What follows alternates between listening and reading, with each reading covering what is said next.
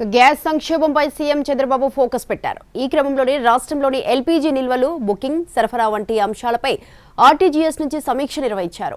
ఈ భేటీకి వివిధ గ్యాస్ సరఫరా కంపెనీల ప్రతినిధులు హాజరయ్యారు. ఇక ప్రస్తుతం రాష్ట్రంలో 17,209 మెట్రిక్ టన్నుల ఎల్పీజీ స్టాక్ అందుబాటులో ఉందని అధికారులు సీఎంకు వివరించారు. బీపీసీఎల్, హెచ్పీసీఎల్, ఐఓసీఎల్ సంస్థలకు చెందిన 1,154 ఏజెన్సీల నుంచి గ్యాస్ సరఫరా అవుతోందని తెలిపారు.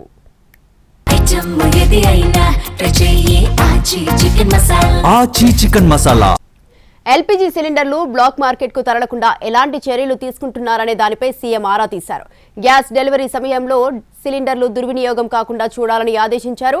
ఎల్పీజీ విషయంలో ప్రజలు ఆందోళనలు తొలగించేలా చర్యలు తీసుకోవాలన్నారు. అన్నా క్యాంటీన్ల కిచెన్లకు గ్యాస్ సరఫరాపై కూడా ఆరా తీశారు. ఆసుపత్రులు, స్కూళ్లు, దేవాలయాల్లోని రోజువారీ కార్యకలాపాలకు ఇబ్బందులు తలెత్తకుండా చూసుకోవాలని సూచించారు. పానిక్ బుకింగ్ ద్వారా గ్యాస్ సంక్షోభం ఏర్పడుతోందన్నారు మంత్రి నాదెండ్ల. గ్యాస్ బుక్ చేసిన తర్వాత గ్రామీణ ప్రాంతాల వారు 45 రోజులు, అర్బన్ ప్రజలు 25 రోజులు సమయం ఇవ్వాలన్నారు. లేదంటే ఇబ్బందులు తలెత్తుతాయని తెలిపారు.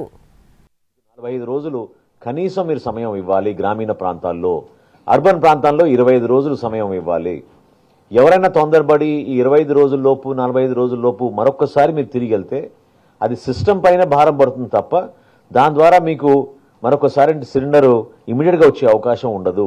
ఎందుకంటే ఇది ఈ నిబంధన ఖచ్చితంగా మనకి అంతర్జాతీయ సమస్యగా మారిన మనకి ఇరాన్, యుఎస్, ఇజ్రాయెల్ వార్ ఏదైతే ఉందో దాని ద్వారా మనకి షిప్మెంట్స్ పూర్తి స్థాయిలో రావడం లేదనే దానిపైన కేంద్ర ప్రభుత్వం తీసుకున్న ఈ చర్యల్ని దయచేసి మీరు అర్థం చేసుకుని, ఎందుకంటే మాకున్న సమాచారం ఒక కుటుంబం సంవత్సరానికి 6 సిలిండర్ల కన్నా ఎక్కువగా బుక్ చేయరు. ఇప్పుడు పానిక్ బుకింగ్ ఏదో అర్జెంట్గా మనం ఇప్పుడు బుక్ చేసుకుంటే మనకి ఇంకో సిలిండర్ వస్తుందని, కొంతమంది సిలిండర్ అవ్వకపోయినా కూడా పూర్తి